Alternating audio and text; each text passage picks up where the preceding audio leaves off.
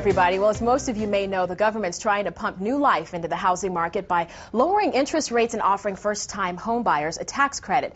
Jim Randel is the author of The Skinny on the Housing Crisis, and he's here to help prospective buyers sort out all the mess. Welcome to the show, Jim. And sorry, the mess and Jim doesn't go together, but there is a lot of mess out there. People it's are a little trying to grim figure out there. It is. Yeah, kind of confusing. Let's start out with this stimulus bill. What does it mean for the housing market in general and for first-time home buyers? Well, one of the thrusts of the bill is what can we do to get first-time home buyers into the market and start pumping blood into the system.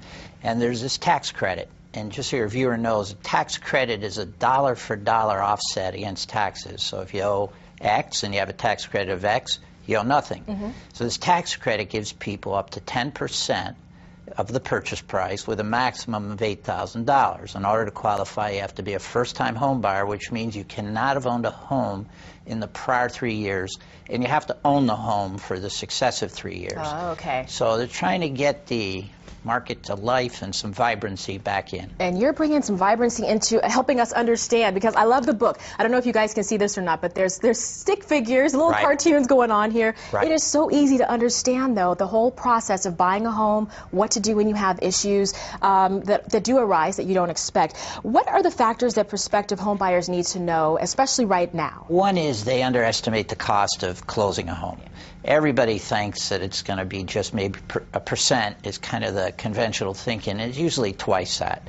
So you ought to figure perhaps 2% of the purchase price of the home is closing costs. And then there's all sorts of unexpected costs. There's the moving costs. There's the new furniture you didn't think you were going to need, and so on and so on and so on. A lot of hidden costs that people don't think about, and they get stuck with it in the end. Projections for the housing market. Some people say it's going to go way, way down before it gets any better. Some people say it's just going to tap out. What do you think? Well, I hate to be the messenger of bad news, but I'd be in the camp of those who say it's probably going to go down another 10% to 20%. That much? Yes, it's already down perhaps 27, 28% from the peak, which was 2006. And most responsible economists think it could go as much as another 20%. And is there anything else that you think the government is going to do to try to help, with the house? Is there anything else they can do, I guess I should say, to help out? Well, interest rates, of course, is very important. Now, the Fed funds rate is very low, almost zero, but the 30-year rate is still about a little over 5%. They had at one point talked about pushing it into the 4s. Interest rate's a big factor. The tax credit's a big factor. They may have to increase the amount of the tax credit or other tax incentives to get people back into the market. I mentioned it earlier that this book is so easy to understand, so easy to read. Was that your goal with putting it together like this? That was exactly my goal. Part of the problem today is a lot of people got into trouble because they didn't understand the game. And my goal is to educate as many people as possible how the game is played. And you're going through each and every step of the home buying process. Correct. And show them where the dangers are. Well, great. Thank you so much for coming by. We definitely appreciate having you here. And again, the book is called The Skinny on the Housing Crisis. It's available now.